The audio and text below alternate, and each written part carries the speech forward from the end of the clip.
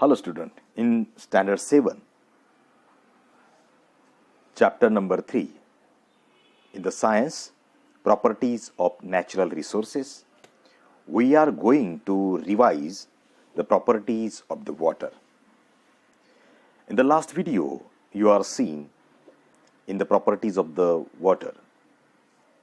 In the previous than 8, there is a properties of air also. But now here we discuss about the properties of water, what we learn in that video, and after then I will give you some questions to solve on it. It is by the photo, by sending the photo in your WhatsApp group.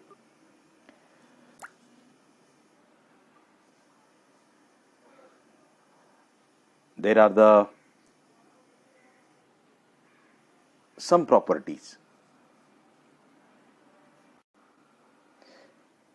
That properties we learn in that video is water always found in a liquid state under ordinary conditions. Water is in a fluid substance. It is a fluid substance. Water does not have its own shape. As you pour in any utensil, then it's get the shape of that utensil, but it has a volume. Here some pictures are shown that there is the balloon, and in that balloon there are some holes, and after pressure on that balloon the water goes outside. On pouring it means that it can pass through small holes or seep through a very small gap or cracks. Means in this figure there is some water drawn from that utensils in the pot. Also there is a fluidity showing that the water drawn from the pipe, and also some pots showing the water filling with that pots, means the shape of the water, showing the shape of the water. Pouring the water.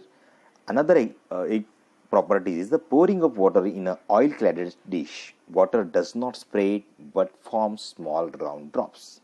Why does this happen? Because of there is a very denser medium of the oil. Due to that it happened. आपण properties of water म्हणजे आपण पाण्याचे गुणधर्म समजून घेत असताना आपल्याला पाणी हे नेहमी द्रव अवस्थेत आढळून येतं. त्याच्यामध्ये प्रवाहिता किंवा वाहून नेण्याची जी सबस्टन्स मधली जी ॲबिलिटी आहे ती त्याच्यात असते.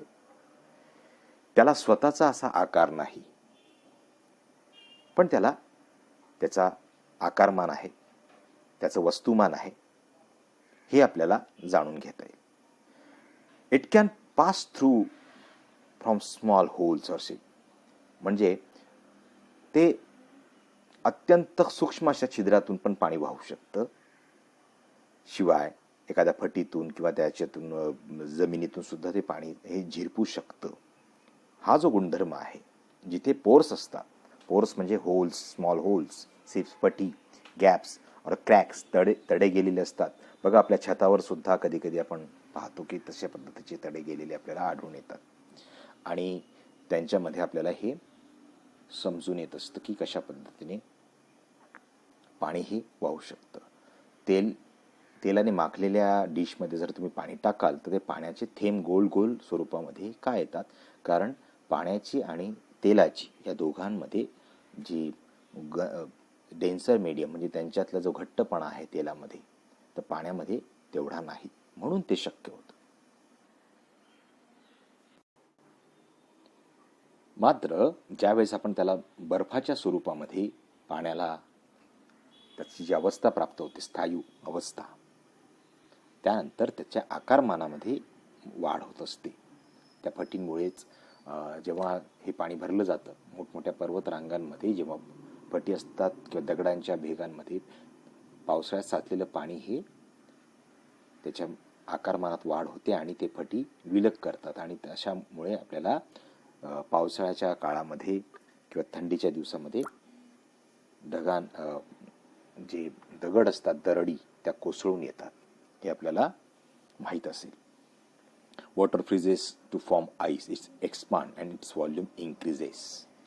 हा मुद्दा आपण आता यामध्ये पाहिलेला आहे. How much it was increase in the volume of the water proportion. याचा एक प्रयोग आपण पाहिला. अनेक मुलांनी त्यांचे पोस्ट केलेले आहेत. काही मुलांनी प्रयोग करून पाहिला असेल घरी. Some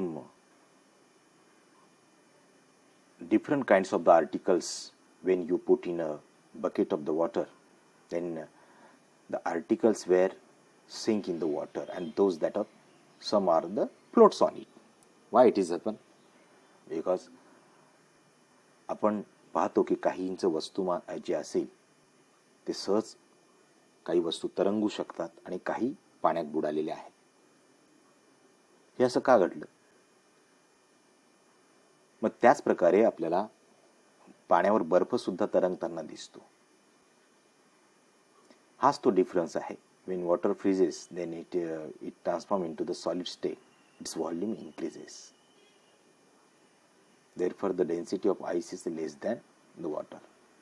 आता ज्यांची डेन्सिटी कमी आहे ती आपल्याला तरंगताना दिसतील, ज्यांची जास्त असेल ते पाण्यात बुडताना दिसतील. म्हणून आपल्याला दूरवर समुद्रात सुद्धा बर्फाचे तुकडे तरंगताना दिसतात किंवा तुम्ही एखाद्या बॉटलमध्ये बर्फाचे तुकडे टाकले तर ते पण आपण तरंगताना पाहिले असतील. यामध्ये आपल्याला डेन्सिटी ऑफ वॉटर हा सुद्धा मुद्दा आपण पाहिला. Density means mass upon volume. त्याचं युनिट जे आहे it is the inter relation between the volume and the mass of the substance. वस्तुमान आणि आकारमान या दोन गोष्टींमध्ये आपल्याला त्याचा रेशिओ जो असेल तो दिला जात असतो आणि डेन्सिटीचं युनिट आहे ग्रॅम पर सीसी. सीसी हे त्याचं क्युबिक सेंटीमीटर असं त्याला म्हटलं जात असतं. G per cc is the unit of the density. Means if the mass of the 1 liter of the water is 1 kilogram, then what is the density of the water? तर अशा पद्धतीने आपण density म्हणजे त्याची घनता, पाण्याची घनता हा तो टॉपिक आहे. याच्यावर सुद्धा तुम्हाला प्रश्न विचारला जाईल तर तो सुद्धा तुम्ही समजून घ्यायचा आहे.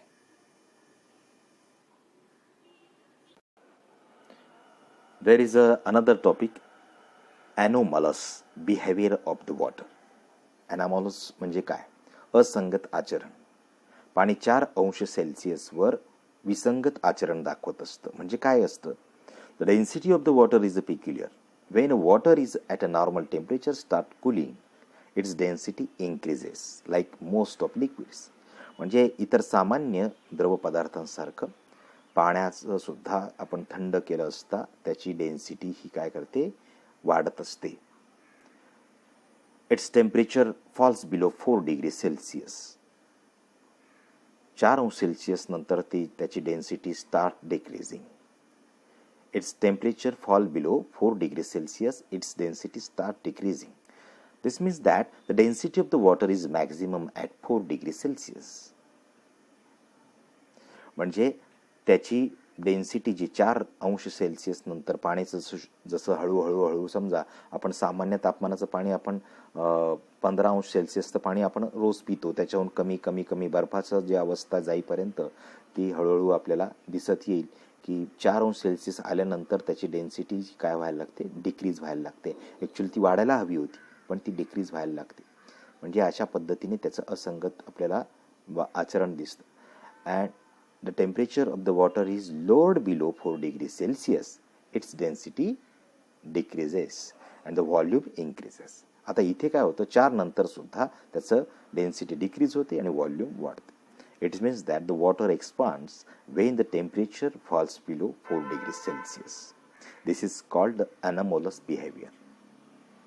मग बर्फाळ प्रदेशामध्ये प्राणी हे वरती बर्फ असेल तरी खाली त्या नद्यांच्या आतमध्ये सजीव जलचर हे जिवंत राहत असतात.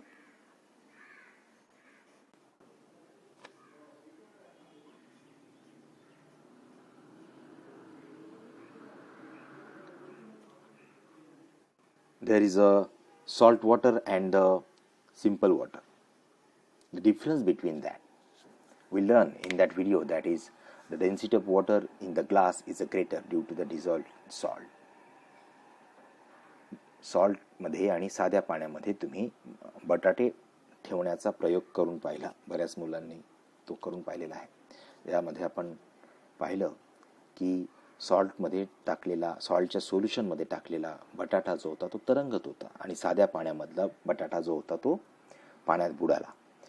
हा या प्रयोगाचा अर्थ आहे. That is the effect of the density. काय घडतं, पाण्याची जी घनता आहे ती जास्त आहे, त्यामुळे तिथे समुद्राच्या मध्ये पोहणाऱ्या लोकांना किंवा कोणतीही पोहणारी वस्तू जी आहे ती तात्काळ सहज आपल्याला गोड्या पाण्यामध्ये पोहोचण्यापेक्षा तिथे आपण सहज पोहू शकतो, कारण आपण तरंगत असतो.